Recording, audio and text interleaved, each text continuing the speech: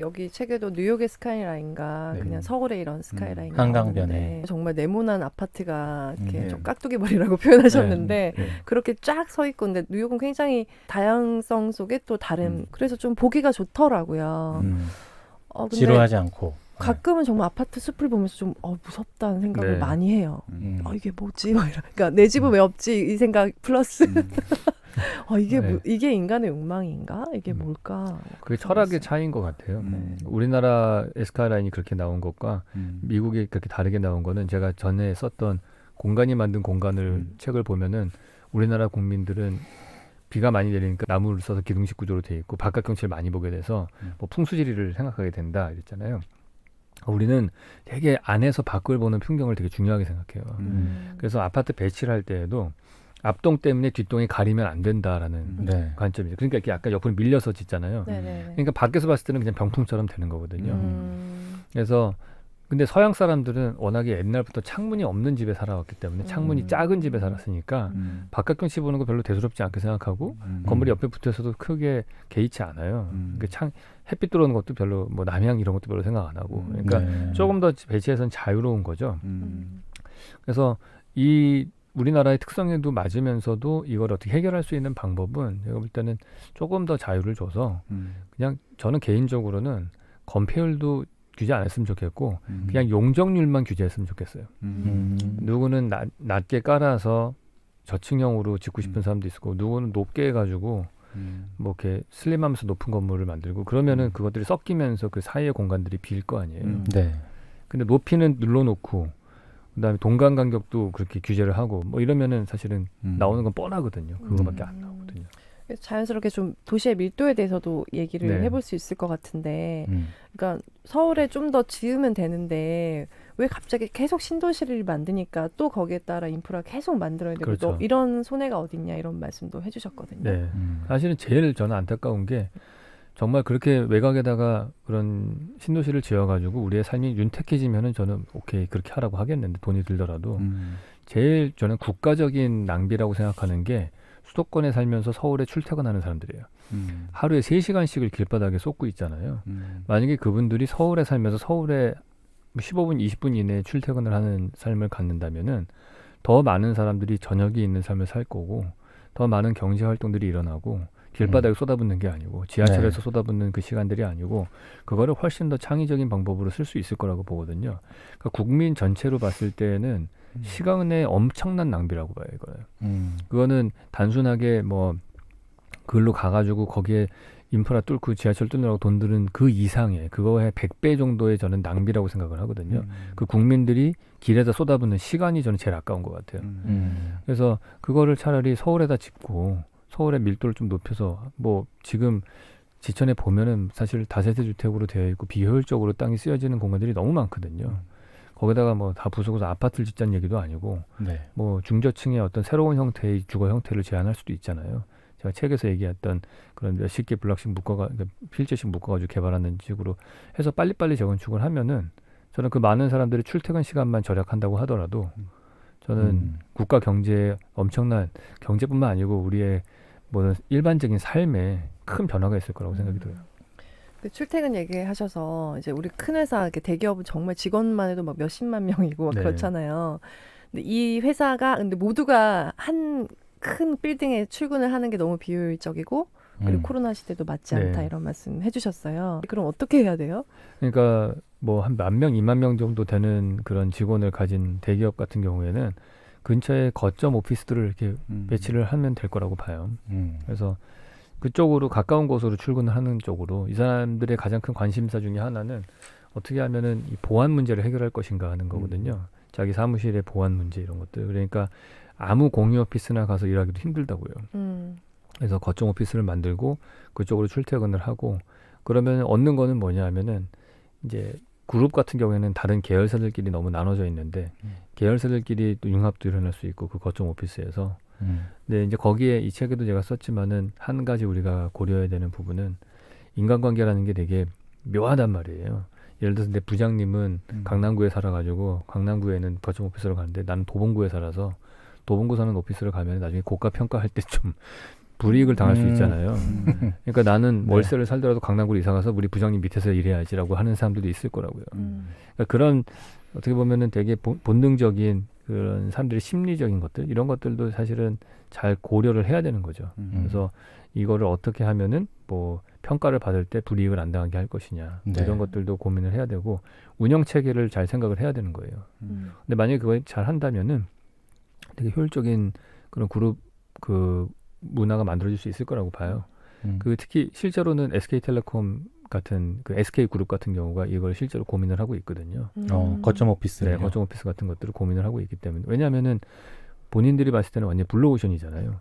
만약에 거점 오피스를 써서 나눠서 하게 되면은 어쨌든 이 거점 오피스끼리의 소통은 다 텔레콤을 통해서만 하는 거니까 본질적으로 이 텔레콤 마켓이 더 늘어나는 거죠. 그러니까 SK그룹 같은 경우에는 본인들이 시장을 더 확장시켜 나갈 수 있는 가능성이 되는 거죠. 근데 갑자기 이제 말씀하시니까 지난 책에서 왜 건축물 막 무게랑 높이 계산하셔서 네. 얼마나 권력이 큰 것인지 과시하려고 하는 그런 것도 있다 했을 때 좀 나눠지지 않을까 이런 생각도 드네요. 아, 그러니까 권력이 그렇게 하면 네, 이렇게 되면 좀 분산되지 않을까? 네, 그거는 사실은 그 전반적인 추세로 봤을 때는 이렇게 다핵 구조로 가는 게 이 시대의 특징 중에 하나기는 해요. 그래서 도시의 그 CBD라고 하는 네. 그런 센트럴 비즈니스 디스트릭트 같은 것들도 좀 해체될 수 있고 그다음에 대기업의 사옥들도 그래서 실제로 현대 사옥을 제가 그 전 책에서 이렇게 타워로 올라가는 그 롯데그룹하고 비교했던 그 네. 타워 있잖아요. 네네. 그거를 실제로 쪼개가지고 지으려고 지금 진행 중에 있거든요. 낮은 중저층의 오피스 건물 여러 개로 나누는 쪽으로. 그러니까 그게 일반적인 추세로 좀 가고는 있는 중이라고 봐야 돼요. 땅 닫고 있더라고요. 예, 딱 지하는 거의 다 팠죠. 지하 파면서 지금 계속 시하고 협상 중이라고 알고 있어요. 그렇구나. 규모가 어마어마하더라고요. 여기 진짜 건물 다 들어서면 또 빼곡하겠구나라는 네. 생각이 있었는데 중저층으로 가면 그래도 좀 트이겠네요. 숨이. 사실 고층으로 만들 때 네. 한 제가 배운 바로는 한 40층 정도 넘어가면은 네. 효율성이 떨어져요. 왜냐면 40층 올라가면은 위로 올라가는 엘리베이터 코어가 점점 엘리베이터 개수가 늘어나잖아요. 네. 예. 그러는 순간 아래층의 오피스 면적이 그만큼 빼먹는 거거든요. 엘리베이터 10개만 있으면 되는 거가 만약에 15개, 20개를 놔야 되면은 네네. 1층부터 40층까지는 거의 엘리베이터 20개 깔고 나면 남는 게 없어요. 그냥 면적이. 그래서 효율성이 상당히 떨어지는 거예요. 그렇구나. 그래서 63 빌딩 같은 경우도 네. 엘리베이터 코어 빼고 나면은 주변에 쓸 수 있는 면적이 그렇게 많지는 않아요. 진짜 그러고 보니 그렇게 애들이랑 코엑스 많이 갔었거든요. 진짜 거의 안 가요. 그런 이렇게 메가한 그런 데를 잘 안 네. 가는 것 같아요. 근데 코로나 그냥 끝나고 좀 평화롭게 살고 싶은데 계속 전염병이 이렇게 생길 수 있는 가능성도 꽤 많다고 전문가분들이 많이 많은 분들이 그렇게 말씀하시더라고요. 얘기하시더라고요. 그래서 뭐 이렇게 얼음이 남극 북극에 뭐 얼음이 녹으면서 그 안에 있던 또 네. 여러 세균들이 다 나올 수 있고. 나온다. 그런 얘기도 하고 네. 더워지는 것도 그렇고. 그렇죠. 근데 놀란 거는 100년 전에 전 세계 인구가 15억 명이었거든요. 그 당시에 도시나 이런 것들 인간이 많이 거주하고 살던 면적이 전체 지구 표면적의 뭐 한 5% 정도밖에 안 돼요. 그러니까 5% 이하였던 것 같아요. 4%인가 뭐 그 정도밖에 안 되는데 100년 사이에 인구가 한 76억 명 이렇게 늘어나고 전체 지구상에서 차지하는 인간이 막 활동하는 면적이 한 85% 정도 되거든요. 그렇게 많이 늘어났어요? 그러니까 그것도 아주 추운 극지대나 아주 더운 사막지대를 제외하고 나면 그냥 거의 전 지역이라고 봐야 되는 거예요. 바다 온통 다 원양어업하면서 다 해집고 다니고 있고 그다음에 전 지구적으로 뭐 아마존 우린 몇 군데 빼놓고는 다 인간들이 다 해쳐놓고 다녔잖아요. 그러니까 결국에는 동물의 서식지와 인간의 서식지가 그만큼 많이 겹쳐지게 되면서 그러면서 전염병에 대한 그 위험성은 더 높아질 수밖에 없는 거죠. 그러니까 이런 속에서 제가 애들을 키우고 있으니까 이제 교육의 미래, 네. 학교의 미래, 그러니까 되게 궁금해 하시더라고요. 네. 어떤 모습으로 바뀔까? 어떻게 하자고 우리끼리 뜻을 모아야 할까? 네. 그런 얘기들도 해보면 좋을 것 같아요. 네. 특히 학교가 지금 네. 되게 고민이 많잖아요. 네. 그러니까. 코로나 때문에 애들을 다 이렇게 모으기도 좀 애매하고 그렇다고 온라인 수업만 하자니 이것도 좀 아닌 것 같고. 그렇죠. 네. 그러니까 사실은 학교는 여러 가지 기능들을 하는데 네. 가장 우리가 생각하는 건 지식 전달의 기능이 있고 그다음에 무시할 수 없는 기능이 낮 시간 동안에 아이를 돌봐주는 기능. 네. 특히 그 맞벌이 부부 하시는 분들은 자제분들 요즘에 되게 집에서 혼자 있는 경우 문제가 많거든요. 맞아요. 세 번째는 그 공동체 훈련의 장, 또래들끼리. 그래서 수평적인 관계잖아요. 이 아이들이 만약에 어른색이 그냥 들어가게 되면은 어른하고 아이하고 항상 상하 관계이기 때문에 문제가 되는데 그 또래끼리 있으면서 그 안에서 우리가 수평적으로 어떻게 인간관계를 만들어야 되는가를 훈련하는 되게 중요한 장이에요. 학교가. 네. 근데 그 세 가지 중에서 첫 번째인 지식 전달은 사실은 동영상으로 많이 커버가 되는 거죠. 이걸 저는 오히려 기회로 저는 생각해야 된다고 봐요. 동영상 강의가 가능해졌다면은 이제 선생님의 역할은 그냥 단순하게 지식을 전달하는 게 아니고 아이들을 한 군데 모아놓고 한 선생님이 가르치는 게 가장 효율적으로 지식을 전달하는 방식이었다면은 사실은 이제는 기술이 그걸 해결할 수 있기 때문에 굳이 그럴 필요는 없다. 네. 그러면 진짜 잘 가르치시는 분이 동영상 강의를 하고 선생님의 역할은 그거를 큐레이션하는 쪽으로 갖게 된다고 봐요. 이 아이들의 재능과 적성에 맞게끔 이 아이가 잘하는 과목은 어떤 동영상을 봐야 되고 어떤 커리큘럼을 짜야 되는 건지 그 개인별로 다른 커리큘럼을 짜줄 수 있는 그러니까 우리가 흔히 화가를 생각하면은 옛날의 화가들은 사진처럼 똑같이 그리는 기술을 가진 사람이 최고의 화가였다면 사진기가 발명된 이후에는 똑같이 그리는 건 아무 의미가 없고 네. 오히려 내 머릿속의 생각을 그림으로 표현하는 사람이 훌륭한 화가잖아요. 네. 그러니까 기술이 발전하면은 직업의 의미가 달라지거든요. 그래서 이제 대표적으로 우리가 바뀌어야 되는 직업의 의미가 선생님이라고 생각해요. 지식 전달이 동영상으로 가능해진 시대에는 더 이상 선생님은 지식 전달보다는 지식을 어떠한 지식을 애에게 줄 것이냐가 더 중요한 거예요. 이거를 하나의 스탠다드 교육 과정을 만들어서 이걸 다 애들에게 무슨 OS 깔듯이 그냥 다운로드 해가지고 그냥 모든 애들에게 똑같은 윈도우를 까는 거랑 똑같은 식으로 이렇게 교육을 하는 게 아니고 이 아이에게 맞는 교육 프로그램이 뭔지를 개별적으로 만들어야 된다고 보거든요. 네. 근데 그게 과거에는 불가능했지만은 지금은 기술적으로 가능해졌기 때문에 선생님이 그 역할을 해야 된다고 봐요.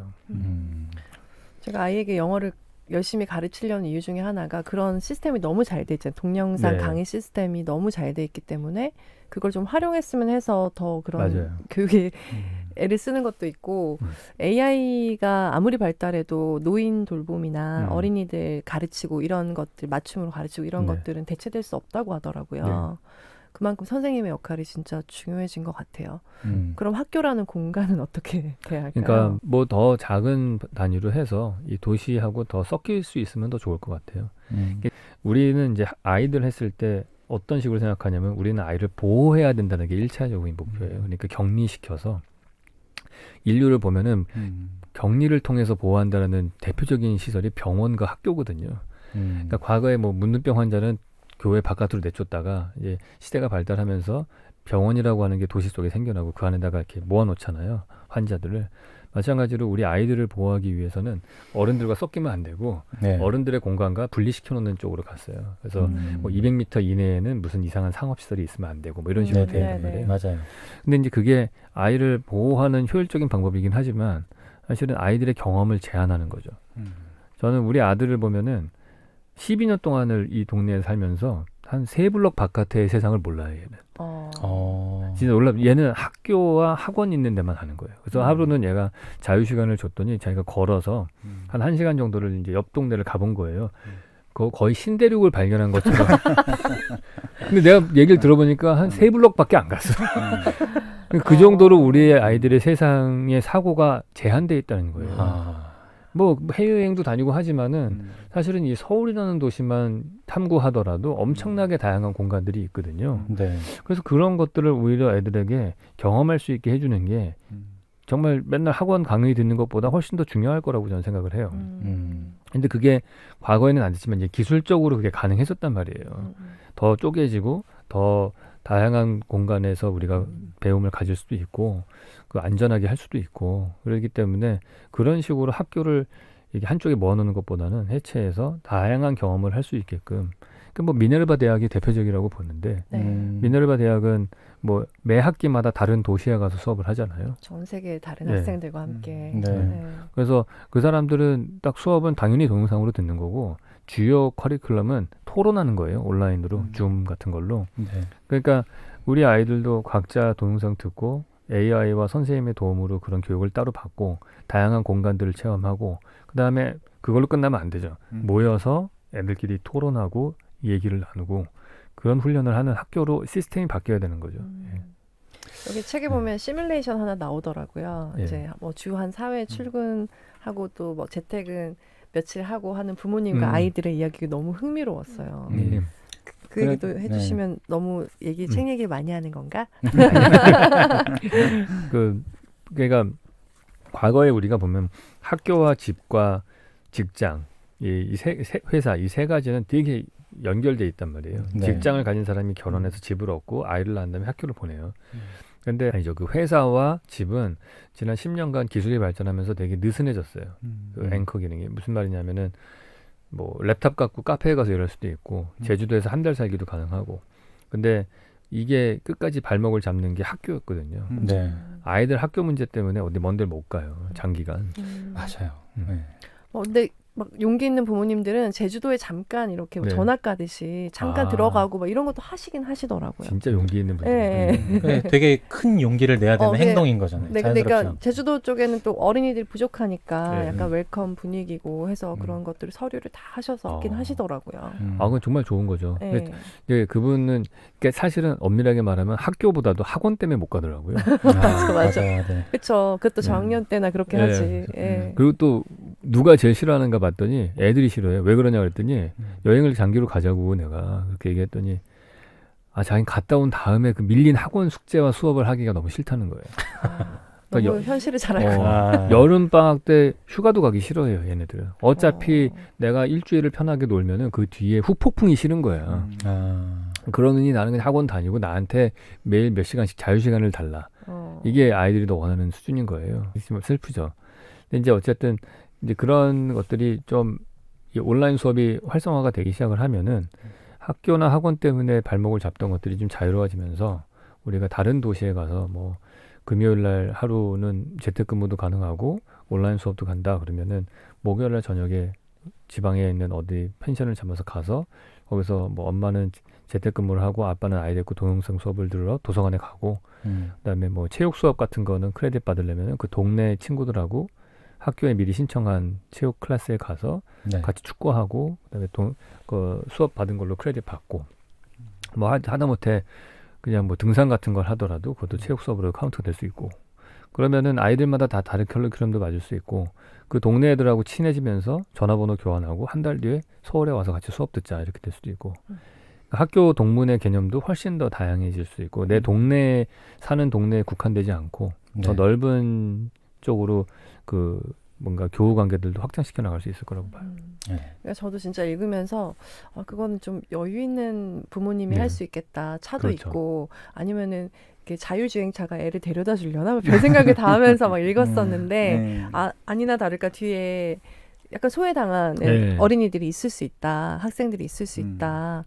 그런 것들도 잘 받쳐줄 수 있는 어떤 시스템을 잘 만들어야 할 것이다. 이렇게도 적어 놓으셨더라고요. 그게 사실은 정말 중요한 문제인 것 같아요. 지금 제가 말한 이런 장밋빛 미래들은 사실은 재택근무도 가능하고 그 내가 서울에 살면서 3일 정도는 지방에 갈 수 있다는 얘기는 서울에 집을 3일 동안 비워놔도 렌트비 나가는 거잖아요. 그것도 자기 집이든 뭐 관리비도 나가고. 그러니까 그거를 두 가지를 다 할 수 있는 사람만 가능한 거예요. 그러니까 전체 일자리 중에서 재택근무 가능한 일자리는 약 35%예요. 맥시멈으로 봤을 때. 그러니까 그 정도의 사람들만 그런 라이프 스타일을 즐길 수 있게 되는 거거든요. 나머지 사람들은 어떻게 하느냐. 그게 이제 학교가 해야 될 일인 거죠. 그 나머지 그런 식으로 못하는 사람들이 거기서 소외되지 않고 비슷하게 그런 다양한 체험을 할 수 있는 그런 프로그램들을 짜야겠죠. 학교도 좀 더 작아져야 될까요? 저는 작아지고 다양해지는 게 맞는 것 같아요. 1000명의 전교생을 가지는 학교, 그러니까 그런 집단 사상을 어려서부터 많이 심어주는 것 같아요. 우리는. 근데 그게 모르겠어요. 그 변호사의 문화권의 특징 중에 하나긴 한데 우리는 큰 집단, 뭐 인류의 본능 중에 하나긴 하죠. 큰 집단에 속했을 때 안정감도 느끼는 거고. 근데 우리 아이들이 저는 만약에 100명이 다니는 학교에서 어린 시절을 보냈던 아이와 1000명의 전교생이 있는 학교에서 어린 시절을 보냈던 아이는 이게 사고방식이 다를 거라고 생각해요. 훨씬 더 나의 자아가 100명인 학교는 100대 1이잖아요. 1000명은 1000대 1이란 말이에요. 그러니까 나의 자아가 훨씬 작게 되는 거죠. 더 집단의 눈치를 더 많이 볼 수밖에 없는 사람으로 자라나는 것 같고 네. 덜 자유로운 아이로 자라날 것 같아요. 약간 무명시가 될 것 같은. 네, 그렇죠. 네네. 우리가 훈련소에 가면은 다 똑같은 훈련복 입고 번호를 딱 받거든요. 네, 36번이었습니다. 그렇죠. 네. 그것도 이름 안 부르잖아요. 36번 올빼미. 36번 교육생. 네. 그러니까 그런 식의 걸 하면은 네. 이 아이들은 긍정적인 자아관이 형성되기 어렵다고 보거든요. 그렇죠. 네. 그래서 더 큰 학교보다는 더 작은 학교에서 그 아이의 자아를 자기의 개성을 드러내면서 키울 수 있을 거라고 저는 봐요. 저는 이제 이급에서 무슨 생각인지 아세요? 되게 작은 학교가 많으면 그 안에서 변별성이 생길 거 아니에요. 이 학교는 뭘로 유명하다더라. 이러면 또 그 옆에 막 집값 난리 나고 막 저기를 보내야 한다. 또 엄마들 난리 나겠다. 네. 그런 생각을 또 이렇게 지울 수가 없더라고요. 지극히 현실적이네. 네. 그러니까 그게 부끄럽습니다. 우리나라에도 그런 경우 있어요. 그 성미산 공동체 뭐 이런 거 보면은 네. 그 주변에 학부모들이 되게 학교도 좀 새롭게 만들고 교육하는 프로그램 뭐 무슨 뭐 북클럽 같은 것도 만들고 그랬던 것 같아요. 그래서 저는 그게 공동체를 좀 뭐랄까 자발적으로 그 주변 주민들이 우리 학교를 더 좋게 만들게 하는 프로그램들도 만들고 그래서 그게 결국에는 그 공동체에 대한 자긍심으로 이렇게 자라났으면 좋겠어요. 물론 말씀하신 대로 여기가 좋으니까 일로 이사 가야지. 근데 저는 그걸 또 나쁘게만 보지 않는 게 그 정도로 그 동네가 좋다면 집값이 올라갈 거 아니에요. 그럼 경쟁적으로 내 동네를 좋게 만들면 돼요. 내 동네를 더 좋게 만들어 내가 사는 동네의 학교를 다른 사람이 이사 오고 싶을 정도로 좋은 학교로 만들면은 그러면은 사실은 더 자기 집값도 올라가는 거잖아요. 그런 식으로 다양성을 물론 이제 거기서는 야 그래서 서울대 몇 명 갔는데 의대 몇 명만 했는데 이거가 안 바뀌면은 쉽지는 않겠죠. 네. 네. 그런 것들이 이제 입시제도하고도 연결되는 문제인 것 같고. 네. 그 교수님께서 이제 학교가 교도소와 거의 같다. 네. 뭐 구조나 건물 형태가 그 이후에 좀 세상이 바뀐 것 같으세요? 그 좀 됐는 우리 오래전에 봤잖아요. 네. 3년 전에 거의 3년 전에 봤어요. 예, 얘기했던 건데 어떻게 변한 것 같으세요? 좀 바뀐 것 같아요. 그래요. 예, 그러니까 아직 학교가 그 건축물이 바뀐 형태로 나오지는 않았는데 많은 사람들이 그 얘기를 한다는 것 자체가 맞아요. 그게 이제 변화의 시작인 거죠. 이게 바뀌어야겠다. 근데 그러면은 한 10년 정도 지나면 바뀐 것들이 나올 거예요. 신도시들은 이제 학교를 새로 만들잖아요. 네. 기존에 있는 학교들은 안 바뀌었는데 확실히 새로운 신도시의 학교들은 완전히 바뀐 것 같아요. 네. 제가 신도시에 사니까 겉으로 보는 그 학교 디자인이 좀 저게 학교야? 라는 생각 들 정도로 좀 바뀌긴 했어요. 내부에 들어가도 옛날에 제가 다녔던 학교랑 느낌이 완전 달라. 그래요. 네. 그 유연준한테 로얄티 줘야 되는 거 아니, 아닙니까?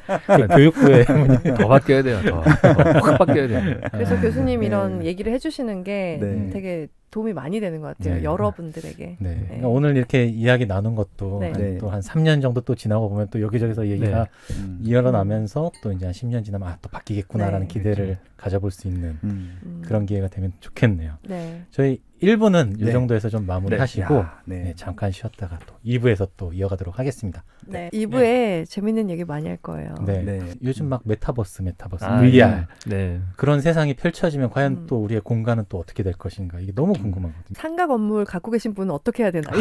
좋아, 그것도 네, 궁금하죠. 네. 이렇게 아닌가요? 네. 아, 너무 제가 네. 속물적인가요?